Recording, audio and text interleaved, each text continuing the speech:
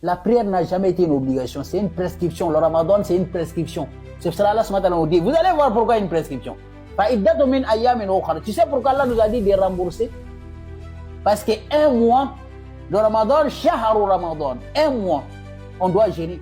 Donc, comme toi, tu as déjà commencé à jeûner, tu as eu une maladie, le mois n'est pas complété, Allah te demande de compléter. Mais ça n'a rien à voir avec une obligation. Allah te demande juste, comme tu as déjà commencé. Mais si tu n'as pas commencé et que tu as une maladie, Allah te laisse. Mais comme tu as déjà commencé, tu as l'intention de jeûner, mais il y a une maladie qui est rentrée. Donc tu n'as pas pu jeûner, Allah te dit de compléter le mois. Par exemple, quelqu'un qui commence un boulot et le boulot n'est pas fini à cause d'une maladie, et quand il revient, il complète le boulot. Moi, j'ai commencé à nettoyer ma maison. Il y a un ami qui est venu me voir. Je suis parti parler avec mon ami. Quand je viens, je continue. J'ai accompli ce que je viens de commencer, c'est tout. Mais ça n'a aucun rapport avec une obligation. Et on va continuer. Allah a dit et regardez la tradition coranique. Allah a dit ils ont dit, mais pour ceux qui ne pouvaient le supporter. Allah n'a pas dit ceux qui ne pouvaient pas le supporter. Ceux qui peuvent le supporter. Mais dans la tradition, ils ont dit ceux qui ne peuvent pas supporter. C'est faux. Allah a dit c'est pas ceux qui ne peuvent pas, ceux qui peuvent le faire. Mais dans la tradition coranique, il y a ceux qui ne peuvent pas le faire, ceux qui ne peuvent pas le supporter. C'est quoi ces bêtises?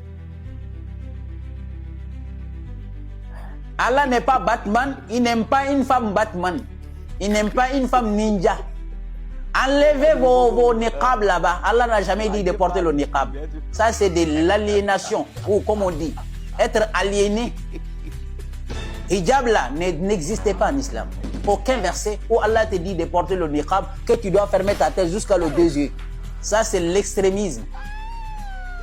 Allah n'est pas extrême. Il a dit Wama ja'ala alaykum fid din min harajin.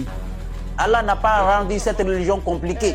Encore une fois, ce sont des savants qui vous disent d'aller porter ce genre de hijab. Ça n'existe nulle part dans le Coran.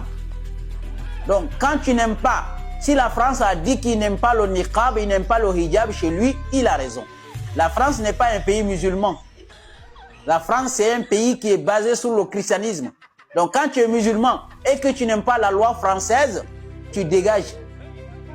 Si la France dit qu'il n'aime pas le niqab et que toi, tu veux porter le niqab, je te donne un pays où tu peux porter le niqab sans problème. Afghanistan. Wallahi, quand tu prends tes bagages et que tu quittes la France, aller en Afghanistan, ils vont dire, Masha'Allah, bienvenue. Mais pourquoi vous n'aimez pas Afghanistan alors que c'est le meilleur endroit pour porter le hijab? Pourquoi?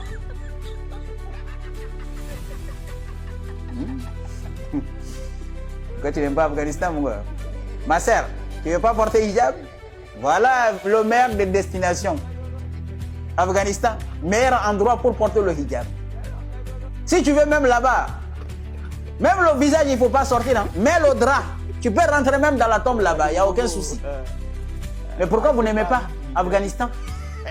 Pourquoi vous n'aimez pas l'Arabie Saoudite? Pourquoi vous voulez imposer votre vision au monde entier? Ou Yémen? Hein? Mais Afghanistan est proche, hein, c'est pas loin. Hein? Tu vas aller là-bas, il n'y a personne ne va te... Tu ne vas même pas travailler. C'est aussi simple. C'est aussi simple comme bonjour, mais ils ne vont jamais partir. Tu sais pourquoi ils ne vont pas partir? Parce que ce sont des hypocrites. Wallah al-Azim, c'est des hypocrites.